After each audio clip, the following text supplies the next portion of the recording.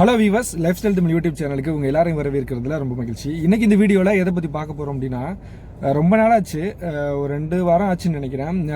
எந்த ஒரு வீடியோவுமே போட முடியல. நிறைய வேலைபளுகள் காரணமாக கொஞ்சம் வேலை அதிகமாக இருந்ததுனால நிறைய தகவல்கள் போடணும்னு நம்ம யோசிச்சுட்டு இருந்தாலும் போட முடியல. இதுக்கிடையில் தான் நம்ம இந்த எஸ்ஐஆர் சம்மந்தமான வீடியோ போட்டோம். இதில் நான் இப்போ சொல்ல வந்த விஷயமும் என்னென்னா, இந்த வீடியோவில் எஸ்ஐஆர் சம்மந்தமாக தான். எஸ்ஐஆர் எவ்வளோ ஒரு சீரியஸான ஒரு விஷயம். மறைமுகமாக நம்மளுடைய குடியுரிமையை சோதனை பண்ணக்கூடிய, குடியுரிமையை நிரூபிக்கக்கூடிய வகையிலான ஒரு விஷயந்தான் இந்த எஸ்ஐஆர் அப்படின்றது எல்லாருக்கும் தெரியும். இதில் எங்கள் ஊரில் நடந்த ஒரு விஷயத்தை தான் நான் உங்களுக்கு சொல்கிறேன்.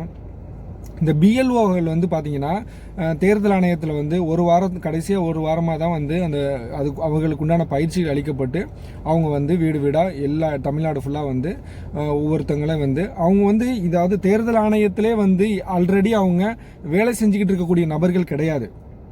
இப்போ தேர்தல் ஆணையத்தில் வேலை செஞ்சுக்கிட்டு இருக்கக்கூடியவங்களை மட்டும்தான் இதில் இப்போ பிஎல்ஓ போட முடியும் அப்படின்னா ஆள் பத்தாது. அதனால என்ன பண்ணாங்கன்னா, அந்த அரசு அதிகாரிகளாக இருக்கக்கூடிய நபர்கள் வேறு வேறு வேலையில் வேறு டிபார்ட்மெண்ட்டில் இருக்கக்கூடியவங்களெல்லாம் இதில் டெம்பரவரியாக இதுக்காக பணி நியமனம் செய்து பார்த்தீங்கன்னா அவங்களுக்கு பயிற்சி கொடுக்கப்பட்டு இந்த எஸ்ஐஆர் விஷயங்களை பண்ணிட்டு இருக்காங்க.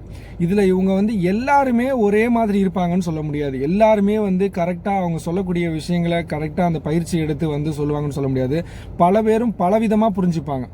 பொதுமக்களாகிய நாமளே பார்த்தீங்கன்னா, இன்ன வரைக்கும் எவ்வளவு தெளிவுகள் கொடுத்தாலும் இன்ன வரைக்கும் பார்த்தீங்கன்னா, இந்த இடத்துல நான் ஆதாருக்கு பதிலாகவே நான் வேற நம்பரை கொடுத்துட்டேன், இந்த இடத்துல என் அப்பா பேருக்கு பதிலாக என் கணவர் பேரை கொடுத்துட்டேன், இதில் தப்பு மாற்றி எழுத முடியுமா, என்ன பண்ணலாம் அப்படின்ற மாதிரி இன்னமும் சந்தேகங்கள், பிழைகள் இருந்துக்கிட்டு தான் இருக்குது இந்த எஸ்ஐஆரில். அப்படி இருக்கும்போது இந்த எல்லா பிஎல்ஓக்களும் எப்படி சரியான முறையில் அவங்க அதை புரிஞ்சுக்கிட்டு மக்கள்கிட்ட சொல்லி அதை சரியாக பண்ண போகிறாங்கன்னு தெரியல.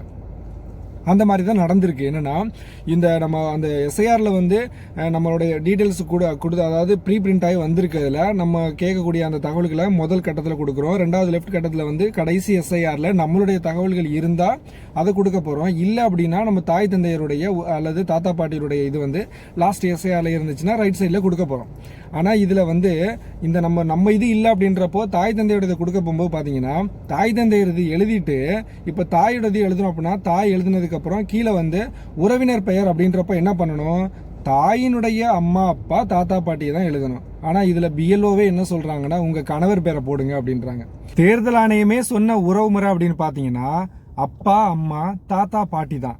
ஏன்னா ஒருத்தருடைய குடியுரிமையை ஒருத்தர் சிட்டிசன் தான், இந்த நாட்டுடைய சிட்டிசன் தான், இந்த நாட்டுடைய குடிமகன் தான் அப்படின்னு நிரூபிக்கிறது நான் என்னை நிரூபிக்கணும் அப்படின்னா என்னுடைய அப்பாவோ என்னுடைய அம்மாவோ இந்த நாட்டுடைய குடிமகனாக இருக்கணும். இல்லை அப்படின்னா அவங்களுடைய அம்மா அப்பா இருக்கணும். அப்போ தான் அவங்க குடிமகனாகி அவங்களுடைய மகன் நான் குடிமகனாக முடியும். அந்த வகையில் தான் இந்த 4 உறவு முறையை சொல்லியிருக்காங்க. ஆனால் நம்ம பிஎல்ஓ என்ன பண்ணுறாங்கன்னா, இப்போ தாயினுடைய பேரை எழுதிட்டு அதுக்கு பக்கத்தில் உறவுனர் அப்படின்ற பட்சத்தில் கணவருடைய பேரை போட்டு உறவு முறை கணவர் அப்படின்னு கொடுக்குறாங்க. கேட்டால் ஒரு மனைவின்றப்போ கணவனை தான் போடணும் அப்படின்ற மாதிரி அவங்க சொல்கிறாங்க. இதுதான் அவங்களுடைய புரிதலா என்னன்னு தெரில, இல்லை எதுக்காக பண்ணுறாங்கன்னு தெரில. இந்த மாதிரி தான் டோட்டலாகவே அந்த பூத்தில் உள்ள எல்லாருக்கும் பண்ணுறாங்க. ஸோ எத்தனை பேர் இதனால் என்ன பிரச்சனை ஆக போகுது, இதனால் எத்தனை பேருடைய இது கேள்விக்குறியாக போகுதுன்றது சங்கடமாக தான் இருக்குது. எதுவாக இருந்தாலும் நம்ம இந்த வரைவு வாக்காளர் இந்த டிசம்பர் 9ஆம் தேதி வரக்கூடிய அந்த வரைவு வாக்காளர் பட்டியல் வரும்போது தான் நமக்கு தெரிய வரும். அதுக்கப்புறம் தான் அதை சப்மிட் பண்ணுறதுக்கும் அதை சரி பண்ணுறதுக்கும் திரும்ப நாம் ஓடணும் அப்படின்றது கன்ஃபார்ம் ஆகிடுச்சு. ஸோ அதனால் இந்த மாதிரி விஷயங்களை கவனித்து, ஸோ நீங்கள் நம்ம இதெல்லாம் நிறைய பிரச்சனைகள் இருக்குது. எஸ்ஐஆரில் நம்ம கடைசி எஸ்ஐஆரில் என்ன பாகம் எண் இருந்தது, என்ன வரிசை எண் இருந்ததுலாம் தெரியலையே, ஆன்லைனில் பார்க்குறதுக்கும் வரமாட்டுது அப்படின்றதுக்காக தான் அவங்கள்ட்ட கேட்டு எழுதணும் அப்படின்னு நினைக்கிறோம். ஆனால் அவங்கள்ட்டே அந்த ரிப்போர்ட்டு கிடையாது, அவங்களுக்கு பார்க்க தெரியல. ஸோ அப்படின்ற பட்சத்தில் சொந்தமாகவே நாமளே ஆன்லைனில் எப்படியாவது தேடியாவது, இப்போ ஒரு சில நேரத்தில் தான் எரர் காமிக்குது, ஒரு சில நேரத்தில் காமிக்குதுன்னு நினைக்கிறேன்.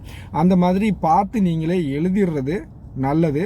அதனால் இந்த விஷயத்தில் ரொம்ப கவனமாக இருந்துக்கிறங்க. நம்மளுடைய குடியுரிமை ரொம்ப கேள்விக்குறியாயிடும். இதுலேயும் குறிப்பாக பார்த்தீங்கன்னா சிறுபான்மையினர்கள் முஸ்லீம்களை குறி வச்சு தான் இந்த மாதிரி விஷயங்களை பண்ணிட்டு இருக்காங்க. அதனால் ரொம்ப கவனமாக இருந்துக்கிறங்க.